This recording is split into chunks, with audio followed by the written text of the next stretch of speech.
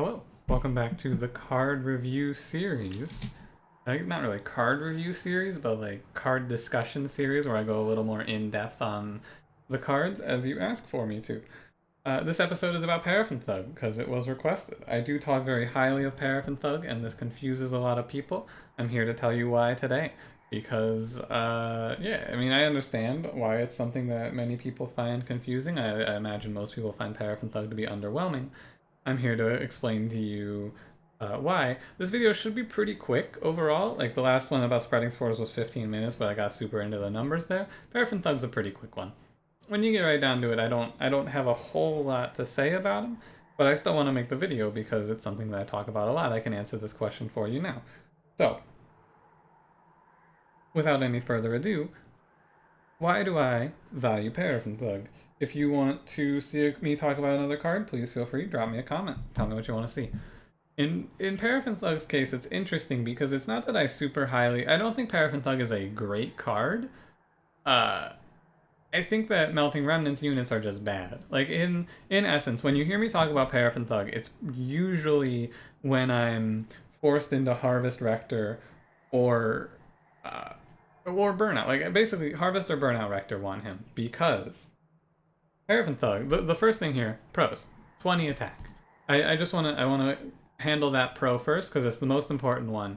When looking in a vacuum within only Melting, don't take into consideration your other clans here. Paraffin Thug is your highest attack option, except for, of course, the ones that are better. Lady of the House, this card says Burnout. Draft, this card also says Burnout. Bounty Stalker, he's rare. And I think that's it. You know, Big Sludge theoretically, but he's also rare. Wickless Baron, but he's gonna need to harvest for. He needs to harvest 5 times, right? And then he's on par with Paraffin Thug.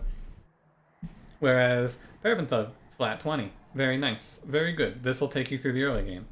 Let me bring back up my notepad here. But that flat 20 is good. That flat 20 gets you through the early game.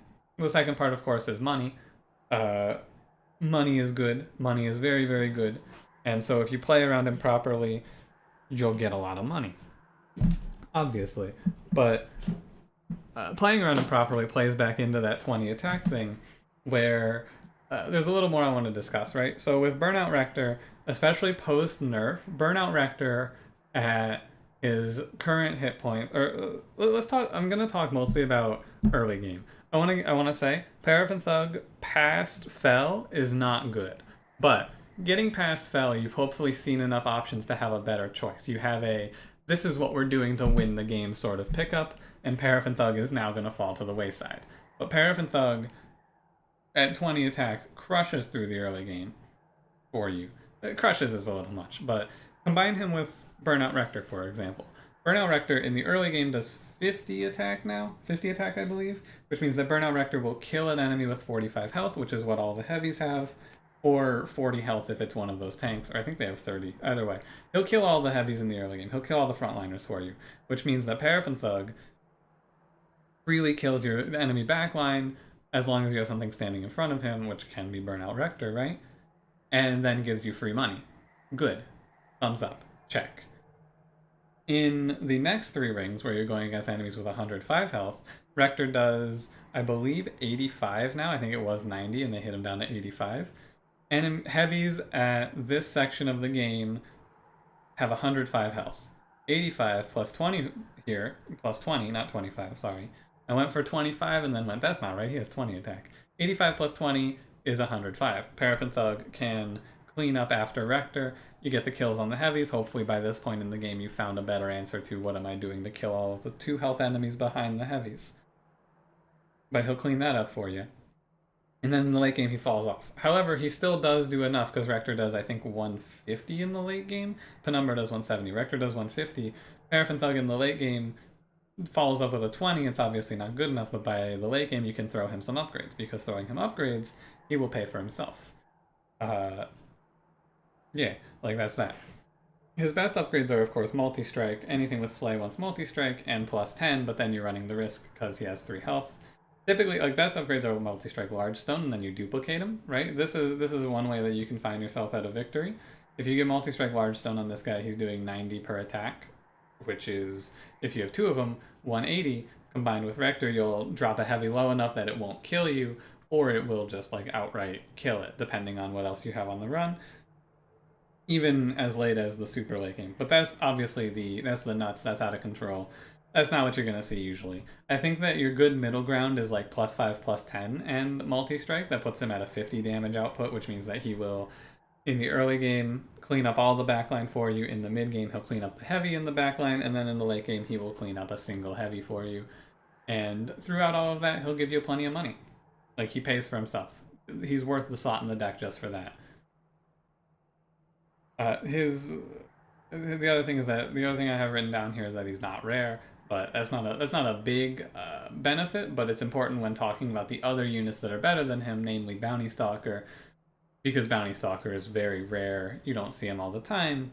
Big Sludge, same thing. He's rare. He's also 3 space. Comparing him to the other units is important because Big Sludge has a higher damage output after one harvest, or the same damage output after one harvest, but Big Sludge is big. And Paraffin Thug is 1 energy, 2 space, which is good. Ultimately, though, the cons are, as we've discussed, the pros and the cons are about the same thing, right?